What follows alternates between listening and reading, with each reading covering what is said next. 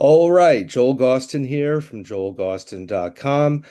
This video is being recorded on Saturday, July 5th. If you're even remotely familiar with heavy metal, you are aware of what's happening right now. It is the live stream of the final Ozzy Osbourne and Black Sabbath concert, all-day event. And anyone who knows me knows I'm very fond of that band, particularly fond of my friend Bill Ward. So you may be asking, why in the world am I taking a break from watching this to do an interview? My answer is very simple. Obviously, at the time of this recording, the founders of heavy metal are saying goodbye, which leads to the question, where does metal go from here? What's going to come next? Fortunately, I'm very grateful to have this conversation to come because I'm joined by a member of a band who, quite frankly, answers that question for us. It's my honor to welcome, joining me from Puerto Rico, Weslie from MOTHS. Weslie, welcome to the show. Nice to have you here. Thank you for taking the time, the interest, of course. Those words that means a lot, and also like as you said, pausing your day from the live stream and talk a lot about our music a little bit. Absolutely, man. I meant every word. You and MOTS have an album coming out August 1st. It's called Septem. And hand on heart, my friend, it is one of the most exciting albums I've heard in metal in a very long time. So when the opportunity arose to have you on, I absolutely want to take advantage of that. First of all, my congratulations on the album. I've heard it, which is why I'm so excited about it, and I'm just thrilled to have an opportunity to let my viewers know more about the band. As I mentioned, you're based in Puerto Rico. The Correct. been releasing music since 2018. Is that correct? That is correct. Yes. Okay, great. And this new album, how do I describe your sound to someone who hasn't heard it? I mean, it's a very difficult thing because I know when the press release gets out and people have to have a reference point. I know that the term progressive metal has been used quite a bit, and that's certainly an apt description. But for me, I'm hearing certainly prog, but also death metal, psychedelic.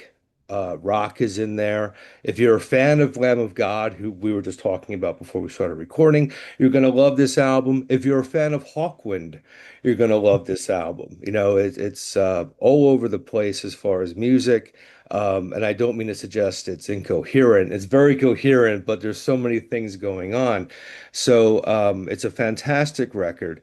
I did want to mention it's a bit of a concept as well because each song is named after one of the seven deadly sins. So I Correct. thought we would start there because that was the first thing I noticed before I hit the first note on the album is you had the track listing the seven deadly sins. Did you all go into this album with that concept in mind, or was it something that sort of developed as you were coming up with material? For sure. So, first of all, thank you for listening again, and we're really glad that, and I'm really glad that you liked it. It's been a very interesting journey to get to release it. We've gone through pretty much everything, from stuff that has happened here in Puerto Rico to internal band stuff, as it always happens, and finally being able to put it out there and getting people like you, to enjoy it and appreciate what we're doing. It's very cool for sure. In regards to the music, the sound, I think honestly, like that's kind of like the question always, like how do we describe our sound? It's very interesting as well because I feel like one of the things that really makes it fun to be part of a band is the fact that everyone has a different set of influences. And at the same time, we have a mindset where we're not going to limit ourselves to put that out there within our music. So for example, like we have guys in the band that really like hip hop. We have the extremes. We have from hip hop, punk, obviously metal, black metal, progressive metal, of course. We Mariela, our singer, she's into symphonic metal as well. A lot of the modern stuff that's also out there. Like so, we throw everything in the mix and just try to make it as coherent as possible. Because we understand that it can be a little bit challenging at the beginning because it's precisely that. Where do I pinpoint?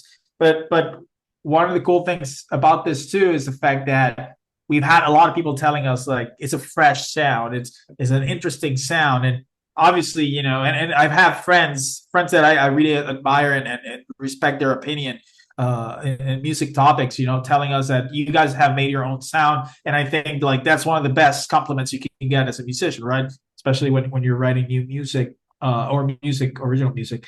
So yeah, I mean, I think it's a breed between precisely all those genres you mentioned. It's interesting that you also mentioned Hawkwind. I think they also are releasing an album the same day as we are. So there's for the stoner and the doom metal fans, there's something there. So it's that, a little bit of doom, a little bit of prog, a little bit of stoner, a little bit of psychedelic for sure. But then we have the extreme stuff like black metal and death metal incorporated as well. We have the symphonic vocals, and then we have heavy synths that maybe remind you of like 90s psychedelic or 90s like alternative rock too. Maybe like we have pretty much everything in that sense. And then in regards to the album concept, it was intended as that in a way where, for example, like I kind of like came up with the idea. I read this article maybe like 10, 50 years ago from National Geographic where they were speaking about the demons that the Catholic Church would implement to every one of the deadly seven sins.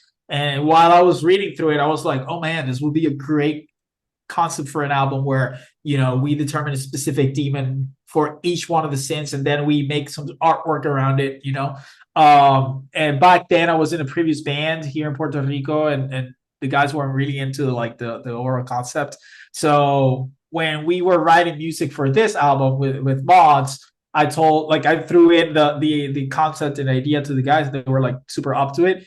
So when we were writing the music, like as I'm pretty sure you probably heard, like every song kind of like leads to the other with no breaks, so it's kind of like linear like that. So we wrote the album in that with that purpose. Lyrically, it's a combination. The songs, the lyrics were written by our previous singer Damaris Rodriguez before she left the band. So 4 of the songs were written by her, and then the other 2 were actually written by Jonathan Miranda, which is our lead guitar player, in combination with Maria Miruet, which is our singer.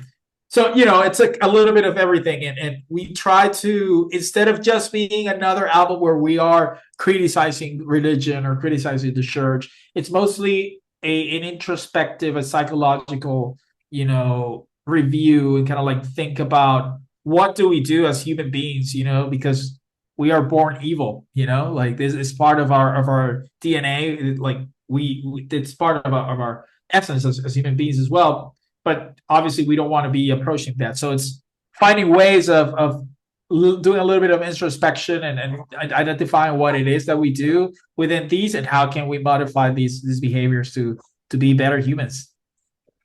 Yeah, definitely. Very cool. And from what I understand, this album was basically done and dusted almost 3 years ago. September of 2022 was when it was recorded. Is that right? So, Correct. Yeah, we actually went to Argentina to record the record. We did the whole thing in like a week. mm. So you did it in a week, and it took about 3 years for it to come out. So, well, the obvious question would be what accounted for that gap of time between recording and release?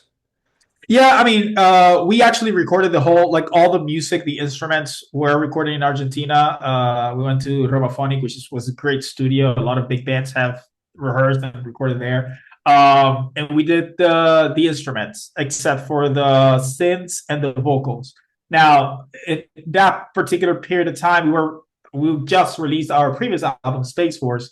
It was released a couple months before we actually went to Argentina. And that's when Damaris left the band. So Mariel jumped in and started in the band in the whole transitional phase. So, there weren't a lot of lyrics written. We needed to finish writing the lyrics for the remainder songs and then get Mariel into the studio. One really cool thing about Mariel is that this is her first rock band ever.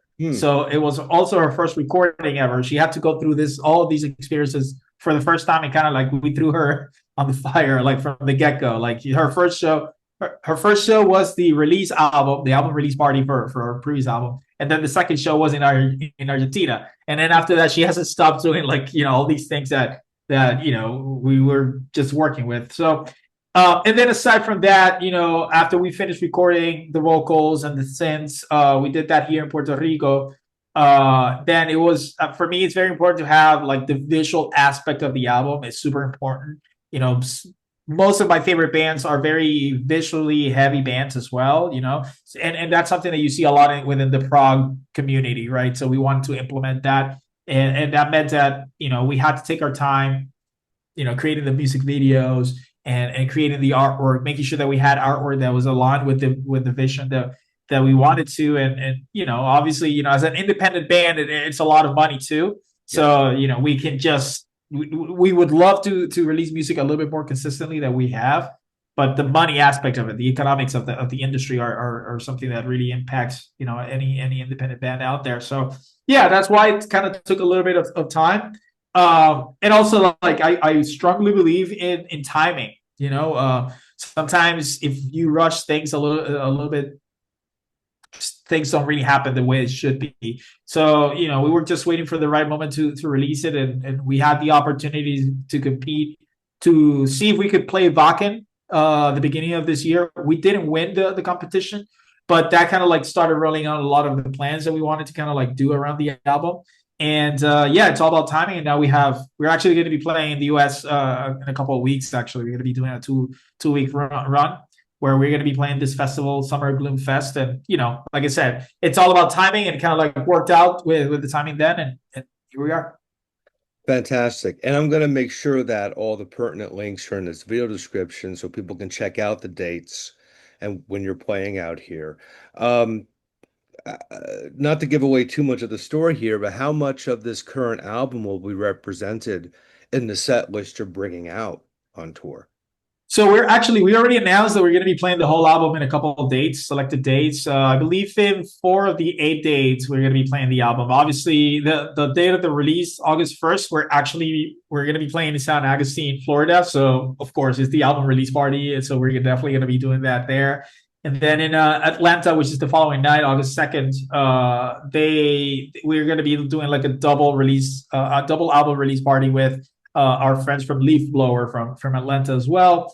I don't actually. I think we're going to be playing the album in 3 dates. Those two, and then Summer Gloom. We're definitely going to be playing the whole album at Summer Gloom, where Sumac is headlining, and we're very excited about that. So yeah, it's going to be nerve wracking. There's a few songs in the album that we haven't played in a while, and there's one song in the album that we haven't played at all. So we're going to be testing it now on tour. Fantastic. As we said in the beginning, there's a lot of different ingredients going into this band's music. So I'm curious, just from your personal perspective as a player, what are your primary drivers and influences musically, and how do you think you sort of weave those yourself into what ultimately becomes the bigger picture of the band's sound? For sure. Yeah. I mean, obviously, you spoke about Black Sabbath. Black Sabbath has been there. Within my personal influences, especially as a bass player. You can think about the top three. For me, the top three are Geezer Butler, of course, Steve Harris from Iron Maiden, and then Cliff Burton from Metallica. Like from the classic bands, those are the three that really kind of like they're part of my DNA. I started playing 20 years ago, and I still can't get away from the overall formula those three have brought into my overall playing. But for Moth, especially at this particular stage of the band, because at the beginning we were more into like the stoner doom side of things. We were still very, very proggy, but we wanted to focus more on those genres. So I would take that classic style of riffing and playing implemented. Now that we're implementing a little bit more of these extreme metal, like death metal, and maybe like like the black metal stuff, like it goes a little bit more towards my favorite band, which is Opeth. Martin Bendez is my god. He's like my main bass influence, and a lot of the stuff that he does in regards to the overall creativity, bringing a little bit of color to the riffs. One of the cool things, I say that I'm the least talented musician in the band. Everyone around me, it's just amazing. They're amazing players, and I feel like I'm blessed playing with guys like Omar, a really guitar player. He's a riff machine. Like all the stuff that he does is good, all of it. It's kind of hard sometimes to choose. Like, okay, let's go with that one and make a song around that because pretty much everything that he does is gold. And then we have Jonathan who brings like the crazy side of the guitar playing that you might hear in some of like the unpredictability within our music comes from Jonathan. And Jonathan has taken a very important role in our overall, composition process. So for me, it's mostly about listening and trying to understand where do I fit without being trying to be too overwhelming and or try to be on top of anyone. I think as a bass player, it's my role to just kind of keep everything together. Mm. And keeping like in regards to the influences, I honestly mostly think about what would Martin Bendis do, what would Opeth do in this part, and just trying to find my own taste around it and go around it, which is it's a challenge always. Like I said, I honestly believe I'm the least talented musician in the band, so I have to kind of like practice a little bit harder and kind of like listen a little bit more towards what they're doing and try to make something that makes sense. So that way it doesn't become super random as it is already, but just try to kind of keep it together. Yeah, absolutely. You mentioned a bit ago about how this is very much an independent band. You're very DIY with what you do. And, it's difficult in this time to kind of rise above in that market. I mean, for me, I get, dozens, if not hundreds of records a week sometimes. And if I'm not grabbed within the first 2 minutes of something, I'm not going to listen to it because there's just too much. So, first of all, I think you succeed because you've got the music down, and that's the most important thing. That's what got my attention. But there's so many other moving parts to that. You're doing interviews, you're promoting a record, you're touring, and you're hitting the East Coast, I know for a fact. So there's a lot of moving parts to this. You guys have a few years behind you at this point. For you, what's been the trick or the most beneficial things the band's done to maintain momentum when it can be so challenging to be independent and carrying the water yourself, so to speak. For sure. Yeah. I mean, I feel like it's been a little bit of how we have managed our time, like one of the things that we kind of joke about this every time we start writing a record or we start recording a record, something in the world happens. So for example, when we started recording our first EP, we had a huge hurricane Maria, coming into Puerto Rico, which basically that was in 2017. We basically destroyed the island, and we are still recovering from that almost 10 years later. So it took us a little bit longer for us to kind of like, just to give you an example, I was without electricity for 3 months. And then and then pretty much everyone was kind of like on the same boat. Once things started coming back to normal, that's when we got back to the studio, and then, we just kind of took advantage of the fact that, there was a little bit of time that we weren't, we didn't need to rush anything. And then when we started recording our next record, Space Force, then the pandemic came, and then we were like, so it's just trying to kind of like understand our position on, like I said, timing has been everything, and that has given us the opportunity to kind of like recoup some of the costs that come into the whole process of doing the whole operation, right? But at the same time, we've been blessed and lucky, and like people have reacted really positively to pretty much everything that we've released. Our first EP got reviewed by Bandcamp, and like that helped us a lot to kind of like open up our overall kind of like position within the stoner doom metal community, and that gave us a lot of followers and a very important platform for independent artists, which helped us to fund our next record, right? Thankfully, I also work for the industry. I do music marketing as well, so that kind of keeps me updated with like what are the trends and the stuff that we need to do in order for us to kind of like maximize our opportunities. Our previous record, Space Force, was also very well received. We got reviews by Loudwire and Guitar World Magazine, and some really cool stuff that really like milestones for us as musicians, as fans of the genre. Since we've been reading magazines like that since we were little. It's just we really want this. We really want this. We really want to kind of like we want to share our music to the world. It's nothing like we don't want to be famous. We don't want to be like nothing like that. It's just we just want to share our music to the world and get to travel, do it like playing it as much as possible, getting to meet people that share the same interests as we do, and just continue kind of like fueling ourselves through that. Uh, it's a challenge for sure, but we're very motivated, and I really like the fact that after all these years that all this effort has taken, people really appreciated the singles that have been out so far, and hopefully will be the same. Will be the same for the record. Absolutely. And of course the record is new to, people like me and your audience. We're a few weeks away at this point until it's out. But you guys have lived with this music for years. Yeah.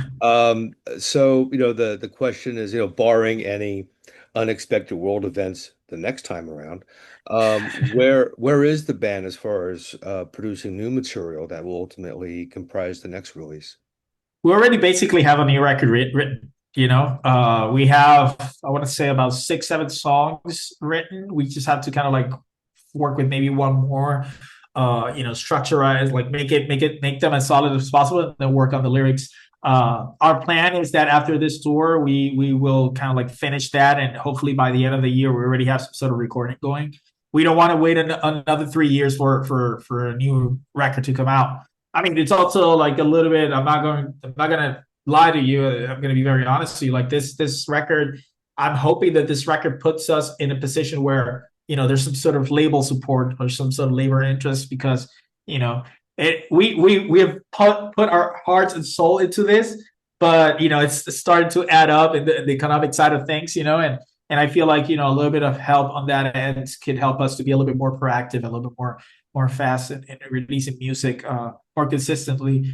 But yeah, we already basically have a new record ready to go. It's completely different to everything that we've released as well. So, I'm very excited precisely because of that. We've been sitting on these songs for almost 3 years, and we're excited to kind of like, explore new styles and new ideas. And one of the cool things I really like about this band, and I've said this before, compared to the other projects and music and bands I've been involved before, I love the fact that we still get together, all five, four of us, and jam our music and just trying to come up with ideas. And then once it hits, and we go with that, which is, I understand, is a little bit hard, in this digital era where everyone is kind of like remote and just trying to exchange ideas through files and whatever. But there's a magic of still getting in the studio with the rest of the band and just trying to exchange ideas and coming up with them. And that's how this whole crazy music comes out. Excellent. Well, I would absolutely encourage anyone watching this video and my subscribers to my channel to give this new album a listen. Again, the album's called Septem, comes out August 1st. The band is called Moths from Puerto Rico. Um, as I said, I'll include all the links in the video description. Really, if you appreciate my channel, if you appreciate the acts I feature, I really encourage you to check this music out. It's blown me away. Definitely top 10 albums of the year material to me. I'm Thank really you. I'm grateful to have had the opportunity to hear it in advance. As I said, it's a pivotal time in our genre because of what's happening today, the time of this recording, and where the future is going to be. And I hope that your activities continue and your success only grows because A, you deserve it, and B, I think you're presenting a sound that is bringing things forward into new places. And I mean that wholeheartedly. So I'm going to bang the drum as much as I can for this release. I know by the time this video airs, my social media will probably be sick of hearing about you because I'll be promoting it on advance. And I really do want people to check you out and support you on the road. Go see this band perform if they're in your area. This is going to be very much the future of what we do in this genre. So Again, my deepest congratulations to you and the rest of the band. Fantastic record. And if I could ever be of any further help along the way, you guys know how to find me. So, please keep in I touch. appreciate that. I appreciate that because I try to keep up a little bit with new releases, and what's new out there, and there's a lot of great music that has come out this year, and I haven't even been able to hear as many albums as I would love to, and the fact that you believe that this is one of the top albums of the year, I really appreciate that. I really thank you for that.